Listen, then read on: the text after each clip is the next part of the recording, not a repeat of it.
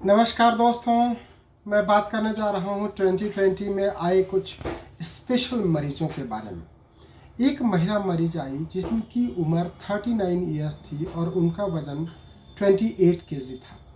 जब हम डीप में गए और जानने का प्रयास किया तो ये पाया कि उनकी जब शादी हुई तो उनके हस्बैंड से उनकी पटरी नहीं खाई और अल्टीमेटली वो लोग 5-6 साल रहने के बाद तलाक की ओर चले गए। तलाक का रीज़न ये था कि उस महिला को बच्चे पैदा नहीं हुए। क्या बच्चे पैदा नहीं होने के लिए केवल महिला ही जिम्मेदार होती है?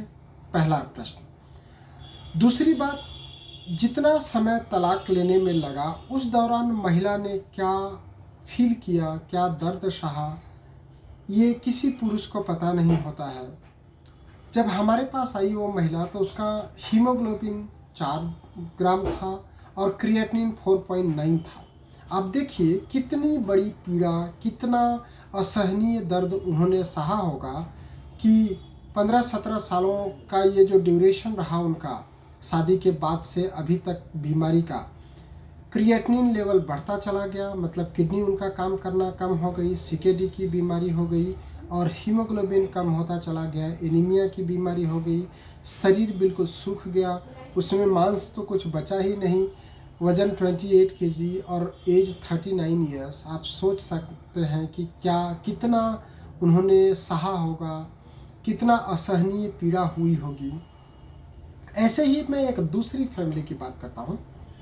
एक परिवार जिनकी मैं बात करने जा रहा हूँ, पढ़े लिखे लोग हैं, समृद्ध लोग हैं, शादी के 2 दिन पहले ही अपने वाइफ को एक ऐसी बात बताया जो वो चाह करके भी पसंद नहीं करती, लेकिन चूंकि शादी सारी फिक्स हो चुकी थी तो उन्होंने शादी किया और शादी के बाद से उनको हमेशा दर्द रहने लग गया, सिर में दर्द, पेट में दर्द।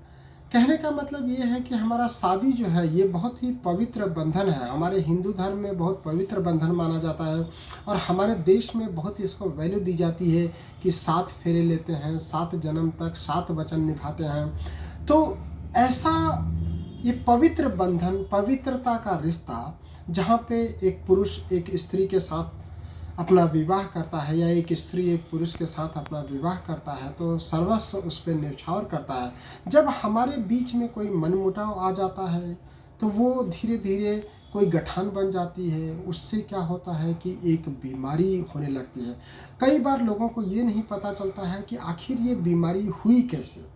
जब हम एज ए होम्योपैथ जब हम केस टेकिंग लेते हैं और बहुत सारा जब पूछते हैं तो धीरे धीरे ये पता चलता है कि उनको ये बात बहुत चुभ गई थी, बहुत लग गई थी, बहुत इससे उन्होंने इंसल्ट फील किया।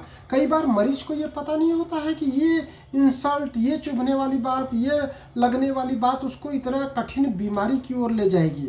अभी मैंने एक मरीज की बात किया था, वो गरीब लेडी जो पहाड़ पर लकड़ी तोड़ने जाती थी, उसको अप्लास्टिक एनीमिया हो गया। आप देखिए इतनी गरीब लेडी जो पहाड़ पर लकड़ियां तोड़ने जाती है, जिसके जीविकोपार्जन का साधन वो लकड़ियां हैं, वो न्यूट्रिएंट्स की कमी होने के कारण परेशानी हो जाती है।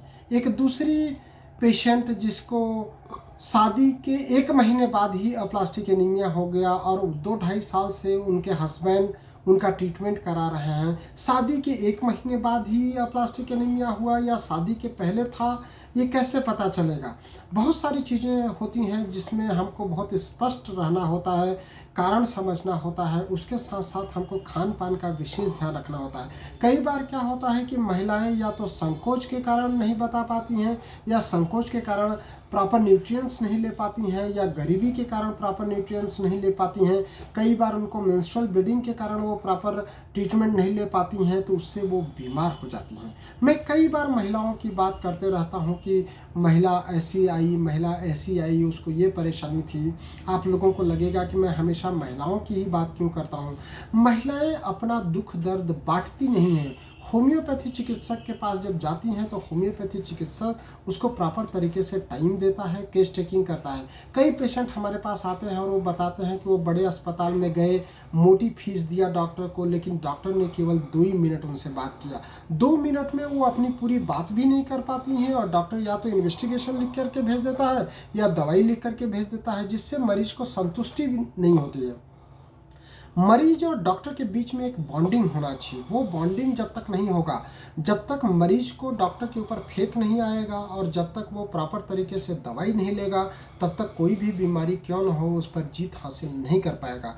तो मैं आप सभी लोगों से ये निवेदन करता हूँ, इस 2020 में ये बहुत कठिन गया लोगों का। 2020 में हम क्यों न आगे आने वाले समय में ये प्रण करें कि हम खुद निष्ठावान बनेंगे, सत्यवादी बनेंगे और जहाँ तक हो सकेगा छल कपट से बच सकेंगे। इससे हम बीमारी से बच सकेंगे। मैंने कई सारे कारण देखा है कि उनको किसी ने चीट किया तो उनको परेशानी हो गई, उनको किसी ने धोखा दिया तो उनको कैंसर हो गया, फाइनेंशियल लॉस हो गया, उसके कारण स्ट्रेस हो गया, उसके कारण उनको बीपी बढ़ गया, उसके कारण उनको शुगर की दवाइयाँ खानी पड़ रही है। तो आप लोग थोड़ा थोड़ा कुछ योग करिए, प्राणायाम करिए, ध्यान करिए और अपने शरीर पर इन दुखों को हावी नहीं होने दीजिए। और हो सके तो ट्रीटमेंट के लिए आप होम्योपैथिक दवाइयों का इस्तेमाल करें। हम लोग जो 50 मिलीस्मोल पोटेंसी की होम्योपैथिक दवाइयाँ देते हैं वो हर आयु वर्ग के लिए, हर प्रकार के लोगों के लिए, चाहे डायबिटीज़ हो, चाहे उनको हाइपरटेंशन हो, हर तरह के मरीजों पर लाभकारी हैं। चाहे कोई भी बीमारी क्यों न हो, चाहे उसको प्रोस्टेट की परेशानी हो, चाहे एडिनोकार्सिनोमा प्रोस्टेट हो, चाहे किडनी में सिस्ट हो, चाहे क्रिएटिनिन बढ़ गया हो, चाहे हीमोग्लोबिन कम हो गया हो। कहने का मतलब ये है कि अगर आपको डायबिटीज़ भी है तो भी आप इन दवाइयों का सरलता से सेवन कर सकते हैं। आप होम्योपैथिक ट्रीटमेंट के लिए हमको कॉल कर सकते हैं। मेरा नंबर है 9826042287। लैंडलाइन नंबर है 0731498928 7। थैंक यू, धन्यवाद, नमस्कार।